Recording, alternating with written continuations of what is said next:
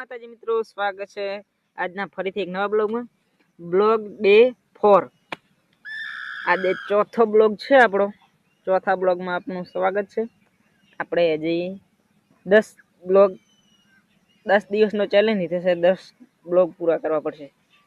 આજે ચોથો બ્લોગ છે. કાલે આવશે પોસ્ટમાં. અને તમને મેં કીધું હતું ને કે એઆઈ વિડીયો મસ્ત બનાવવાનું ચાલુ કર્યું છે, તો હું તમને કહી દઈ. તો હવે થોડા દિવસમાં હું કહી દઈ, 1-2 દિવસમાં. હજી થોડું બનાવવાનું શીખ્યો છું. પ્રોપર શીખી જઈશ ને તમને જણાવી દઈ.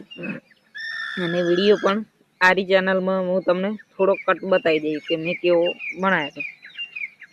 અને સપના બધાયના હોય છે. મારું પણ એક સપનું છે મિત્રો.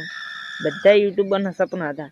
જો સૌરવ જોશીનું સપનું હતું કે મારા મમ્મી પપ્પા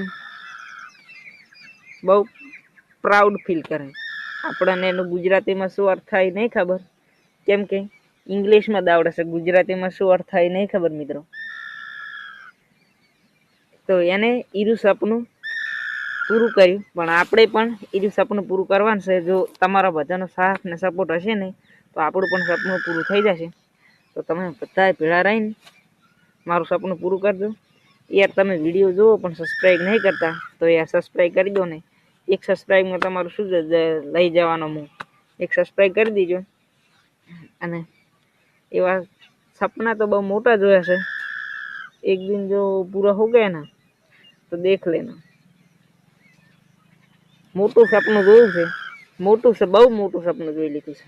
પણ એ વિચાર આવે છે પૂરું ક્યારે થશે. અને તમને બધાને ખબર છે કે આપણું ડેલીનું સાંજનું લોકેશન ક્યાં છે. તમને બધાને ખબર છે. આ જો ઝાટકા આવીને બેઠો છું. આ ઝાટકા મેલો છે. લાઈટ ચાલુ છે. કુંડરા આવે છે એના કારણે મેલો છે. આ ક્ષેત્રમાં યાર જુઓ તમે, હરિયાળી, બધું હરિયાળી. સાંજના ટાઈમમાં સૂરજ આથમી ગયો છે. આ તમાકુ છે. આ આપણા ઘઉં છે. બસ બેઠો છું. અને બસ આજના બ્લોગમાં આટલું જ. મારું કોઈ નવા બ્લોગમાં કોઈ નવા ટોપિકમાં ત્યાં સુધી રામ રામ, જય સિયા રામ.